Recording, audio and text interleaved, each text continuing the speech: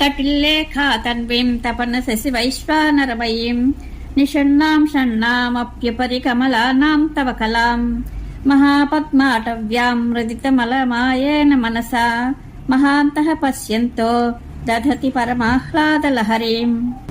తల్లి మెరుపుతీగ వలె సూక్ష్మమై దీర్ఘమై క్షణప్రకాశ వికాస లక్షణం కలదియో సూర్యచంద్రాగ్ని రూప సమన్వితమైనదియో షట్చక్రముల పైభాగమున గల సహస్రారమనే మహాపద్మాటవిలో కూర్చున్న సాదాఖ్య అయిన నీ కళను కామాది మాలిన్యములను విడిచిన చిత్తముతో ధ్యానిస్తున్న సజ్జనులు యోగీశ్వరులు పరమానంద ప్రవాహంలో ఓలలాడుతున్నారు. అమ్మవారి అనుగ్రహములకు పరాకాష్ఠ ఈ శ్లోకంలో చెప్పబడింది. జీవన్ముక్తిని సిద్ధింపజేసే సర్వోత్తమ సాధనమైన భావనా విశేషమిది. ఇంతకు ముందు శ్లోకాలలో కవిత్వము, వక్తృత్వము, కావ్యకర్తృత్వము వంటి ఫలితాలు అమ్మవారి ధ్యానం వల్ల లభిస్తాయని చెప్పారు. కానీ ఈ శ్లోకంలో శ్రీచక్రోపాసనలోని పరమధ్యేయమైన పరమానంద స్థితిని గూర్చి, అంటే బ్రహ్మానందాన్ని పొందిన స్థితిని గూర్చి చెప్పబడింది. భవాని త్వం దాసే మయి వితర దృష్టిం సకరుణాం ఇతి స్తోతుం వాంఛన్ కథయతి భవాని త్వమితి యః తదైవ త్వం తస్మై దిశసి నిజ సాయుజ్య పదవీం ముకుంద బ్రహ్మేంద్ర స్ఫుట మకుట నీరాజిత పదాం. తల్లి భవాని, నీవు దాసుడనైన నాపై కరుణ చూపించము అని చెప్పడానికి కోరిక కలవాడై ఏ సాధకుడు ఈ విధంగా స్తోత్రం చేయదలచి నిన్ను గూర్చి భవానీ నీవు అనే మొదటి 2 మాటలు మాత్రమే పలికి అతడు వాక్యాన్ని ఇంకా పూర్తి చేయకుండానే మహావిష్ణువు, బ్రహ్మ, దేవేంద్రుడు అనే దేవతాశ్రేష్ఠుల కిరీటాలచే హారతి ఇయ్యబడుచున్న పాదములు గల నీ సాయుధ్య పదవిని అతనికి ప్రసాదిస్తావు.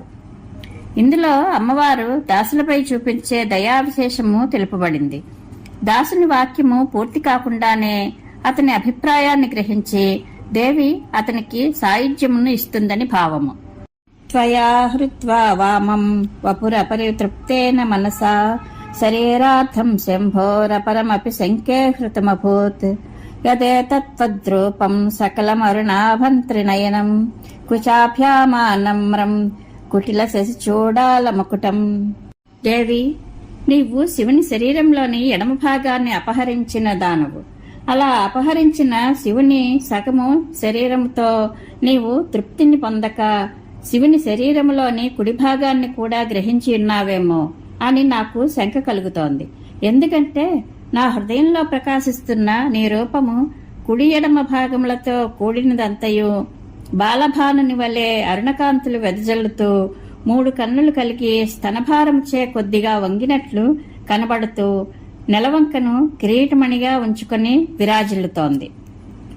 ప్రకృతి పురుషుల జంటను పార్వతీ పరమేశ్వరుల జంటగా అర్ధనారీశ్వర రూపంగా భావిస్తారు. అందువల్ల శివుని శరీరంలో ఎడమ సగభాగంలో పార్వతి ఉంటుంది. అలాగే పార్వతి కుడి సగభాగంలో ఈశ్వరుడు ఉంటాడు. ఇందులో శక్తితత్వములో శివతత్వము కలిసి ఉంటుందని చెప్పారు. శివశక్తి తత్వముల కలయికను వివరించారు. జగత్సూతే ధాత హరిరవతిరుద్రః క్షపయతే తిరస్కుర్వన్నే తత్స్వమపి వపురేశ స్థిరయతే సదా పూర్వః సర్వం తదిదమనుగృహ్ణాతి చ శివః తవాజ్ఞామాలం యక్షణ చలితయోర్భ్రూలతికయోః. దేవి, క్షణకాలము చెలించిన నీ కనుబొమ్మల యొక్క ఆజ్ఞను స్వీకరించి సృష్టికర్త అయిన బ్రహ్మ ఈ చరాచర జగత్తును సృష్టిస్తున్నాడు. హరి రక్షిస్తున్నాడు. రుద్రుడు సంహారం చేస్తున్నాడు.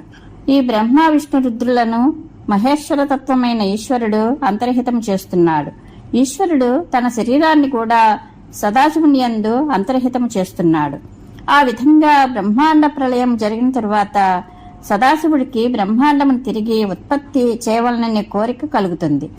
సదాశివ తత్వస్వరూపమైన సదాశివుడు బ్రహ్మ విష్ణు రుద్ర ఈశ్వరుల తత్వచతుష్టయంతో కూడిన జగత్తును తిరిగి సృష్టిస్తాడు, అంటే అనుగ్రహిస్తాడు.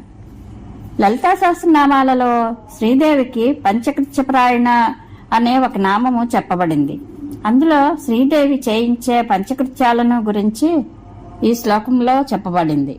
శ్రీదేవి తానే సృష్టి స్థితి సంహార తిరోధానములు అనుగ్రహము అనే పంచకృత్యములను నిర్వహింపచేస్తుందని ఈ శ్లోకంలో శంకరుల వారు తెలిపారు.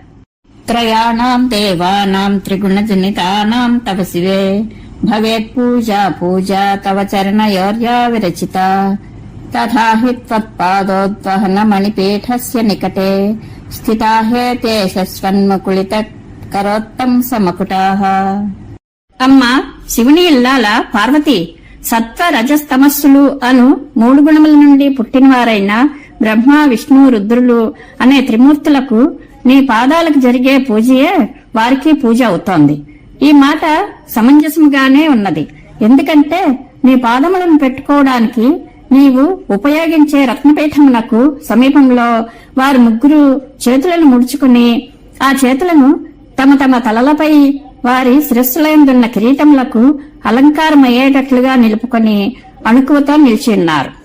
త్రిమూర్తులు దేవి పాదాలకు నమస్కరిస్తూ దేవి తన పాదాలు పెట్టుకునే రత్నపీఠము సమీపంలోనే చేతులెత్తి మొక్కుతూ ఉంటారు. అందువల్లనే దేవి పాదాలకు పూజ చేస్తే త్రిమూర్తులకు కూడా పూజ చేసినట్లే అవుతుందని భావము. దేవి పాదములపై వేసే పూలు ఆ త్రిమూర్తుల శిరస్సులపైన పడతాయి.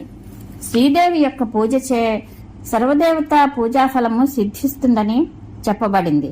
శ్రీదేవి పాదార్చన మహిమను శంకర్ల వారు ఈ శ్లోకంలో నిరూపించారు.